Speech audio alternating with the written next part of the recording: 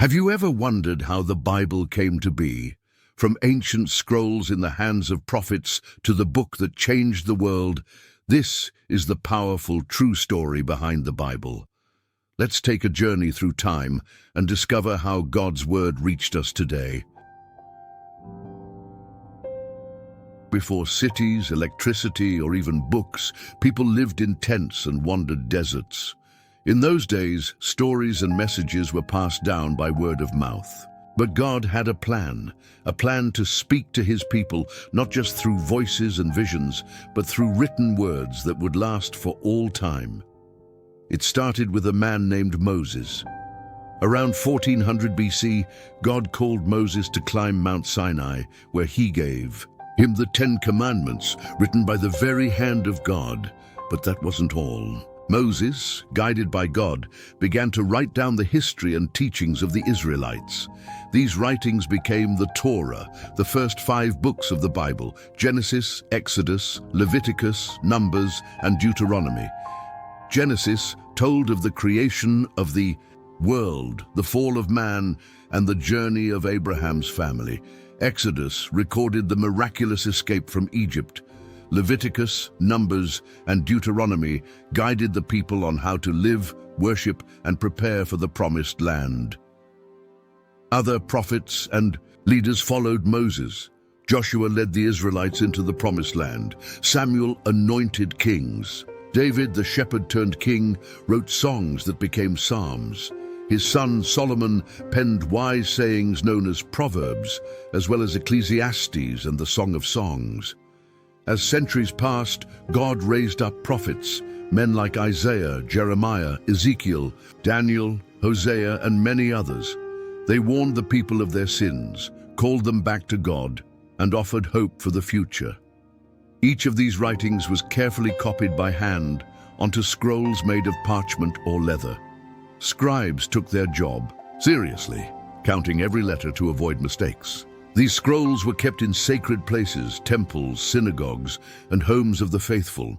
After the prophet Malachi, the voice of prophecy went silent for about 400 years. But though there were no new scriptures during this time, God was still preparing the world.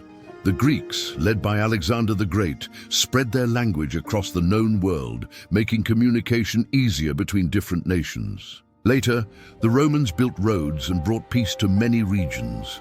All of this unknowingly set the stage for the arrival of the Savior and the spread of his message. During this time, Jewish scholars translated the Hebrew scriptures into Greek. This translation, called the Septuagint, made it possible for Jews and Gentiles alike to read the Old Testament in a common language.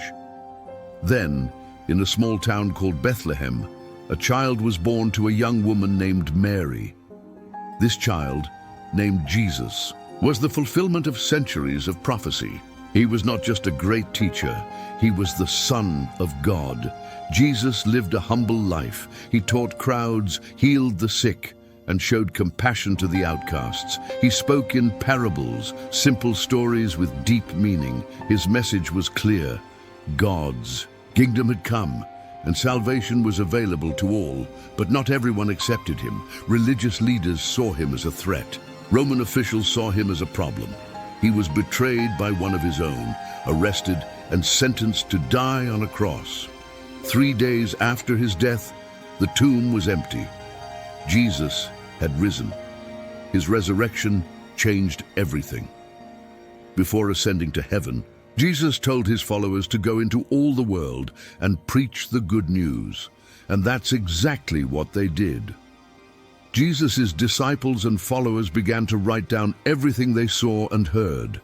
Matthew, a tax collector turned apostle, wrote for a Jewish audience. Mark, who learned from Peter, wrote a fast-paced account. Luke, a doctor and historian, investigated carefully and wrote both the Gospel of Luke and the book of Acts.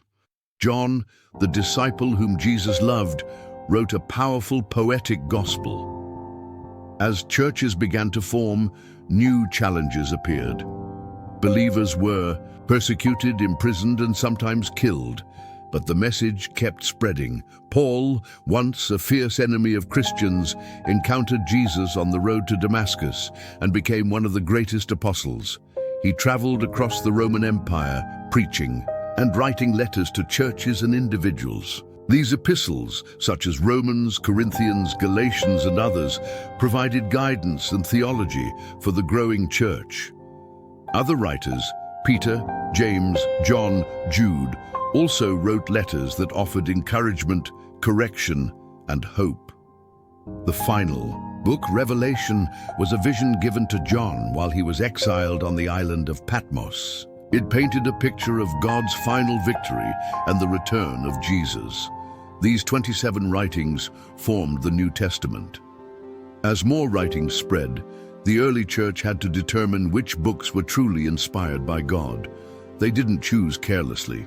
They used several important tests. Was the book written by an apostle or close associate? Did it agree with other teachings of Scripture? Was it accepted and used by the majority of churches? Did it carry the mark of the Holy Spirit's truth?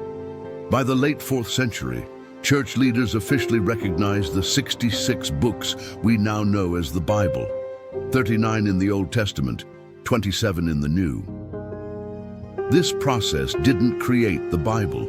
It confirmed the books already trusted and used by the faithful.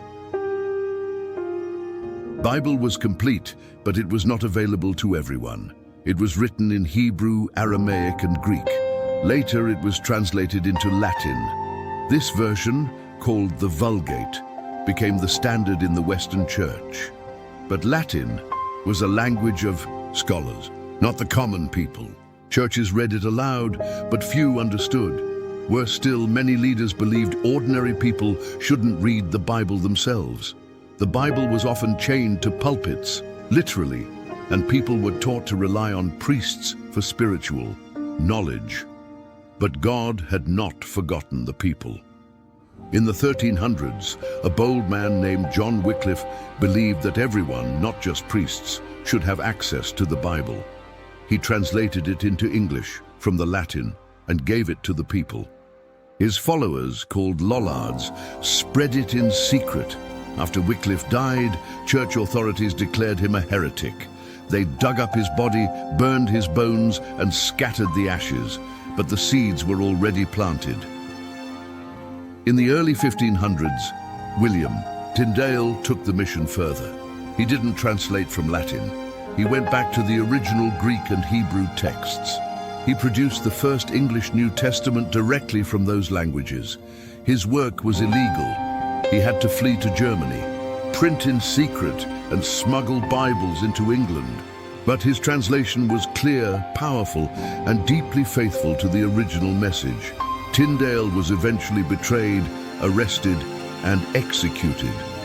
His last words were, "Lord, open the King of England's eyes." God answered. Soon after, English translations were allowed. The Bible was coming back to the people. In 1604, King James I of England authorized a new translation of the Bible. 54 scholars worked for 7 years, comparing ancient texts and using Tyndale's work as a foundation. In 1611, the King James Version KJV was published. Its poetic language, powerful rhythm, and majestic tone made it an instant treasure. For centuries, it shaped English-speaking Christianity, inspired revival, and filled the hearts of millions. The Bible has now been translated into over 3,500 languages. You can find it online, on apps, in audio, video, and printed form.